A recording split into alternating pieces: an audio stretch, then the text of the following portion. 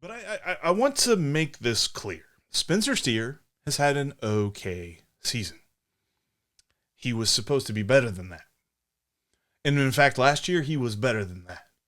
And his projections said he was going to be better. Computers thought he was going to be better than what he has been this year.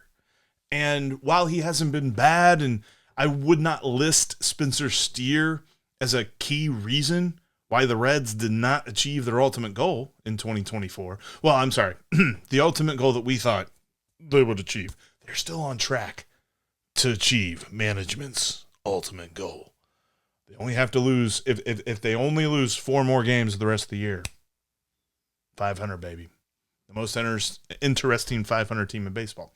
But I digress. The reason that they are not a playoff team is not simply because Spencer Steer has had a down year. But he was supposed to be better than this. Consider for a moment where he's at right now. He's batting .232. He's getting on base about 33% of the time. It's a little bit closer to 32% of the time.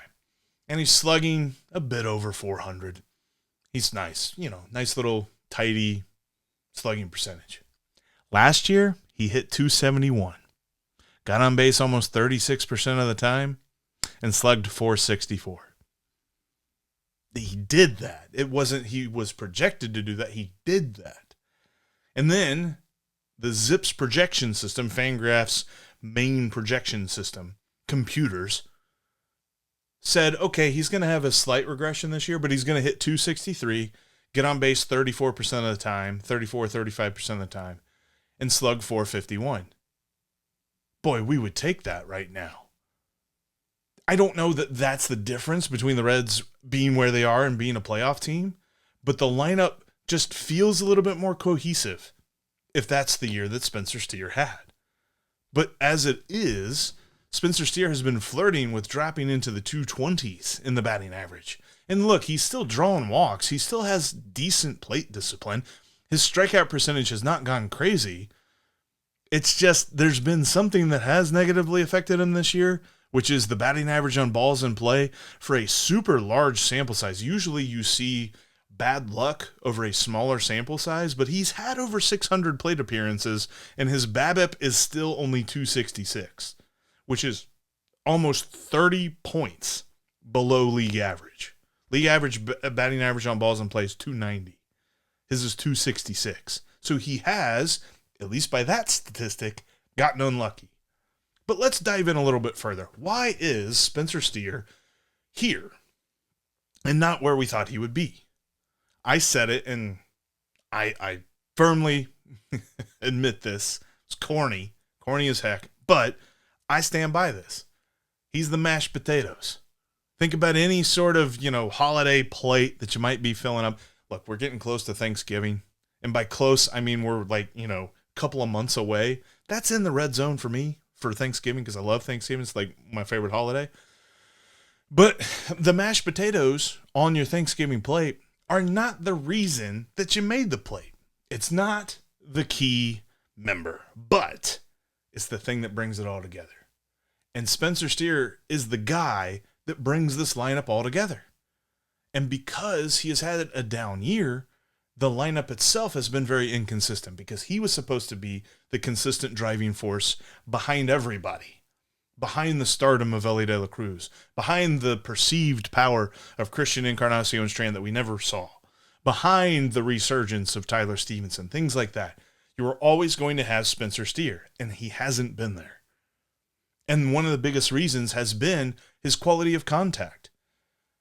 We talk a lot for everydayers out there. They know this.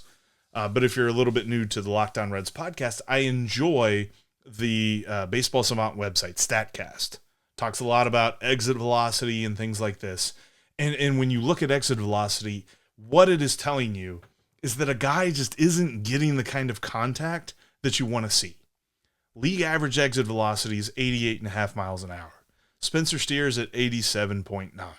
Slightly below league average. It's not alarming, but it's below. His barrel percentage, the number of times that he barrels up a baseball, the percentage of time he can do that, league average barrel percentage is 7%. Spencer Steer's at 6%. Again, it's not egregious, but it's below average. And that's what his season has been. His season has not been egregious. We haven't looked at Spencer Steer and been like, man, you are detrimental to this lineup. But for the most part, he's been not good enough. His bat speed is also to blame. Because in fact, and this is a new statistic that StatCast has really rolled out there. They're still trying to, work out the kinks of it a little bit, but essentially it is the average bat speed swing that a guy has. His is 71.7 miles an hour, and that sounds all right. But there are 115 qualified batters. And I mentioned this the other day when I was talking about some stuff with Ellie, but there are a total of 135 qualified hitters in Major League Baseball right now. Qualified is a specific amount of plate appearances that they've had. They've reached that qualified threshold. Spencer Steer has reached that threshold, but he is 116th in bat speed. That's not great. And I don't know if it's something that he goes back to the drawing board this offseason and tries to change a few things. Maybe hits like a drive line or one of those developmental labs or something like that. I don't know. I am not a guru when it comes to hitting the baseball, but I understand good hitters. And the numbers that he is showing don't match up with that. So while, and I love to do this, where I say, his batting average on balls in play is below league average, so he's getting unlucky, a breakout is coming. You've got to look at this other stuff too.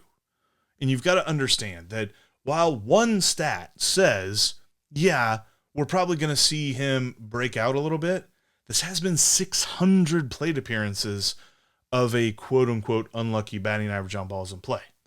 So when you look at this other stuff, the slightly below league average contact quality, the slightly below average barrel ability, and the well below average bat speed, you think, okay, probably not going to go crazy with some sort of breakout at this point. And there probably needs to be a tweak made for him to get back up there. Me and Steve have both agreed, and from differing angles, but we've both agreed that Spencer Steer is not the most valuable player on this team. But he is the most important because he is the consistent driving force in this lineup. So as he breaks out, which at this point I just hope it's next year. There's a total of, I'm going to do math, this is scary. There's a total of 11 games left.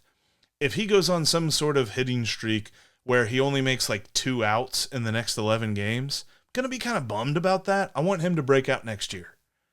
But I think that if he goes to work this offseason, he definitely can. But there's definitely going to be some things about his game that he needs to change just a little bit. Because when you factor in the fact that this has been lackluster on the hitting side of things, his glove is bad. It's not good. It's not Adam Dunn bad, but it's not good in the outfield. And the numbers don't necessarily back it up that he's really that much better in the infield. But I say that to say this, the bat has to get better next year to make up for his not so great glove. But look, he's had a down year. He's not had a bad year, but he's not had a good year either.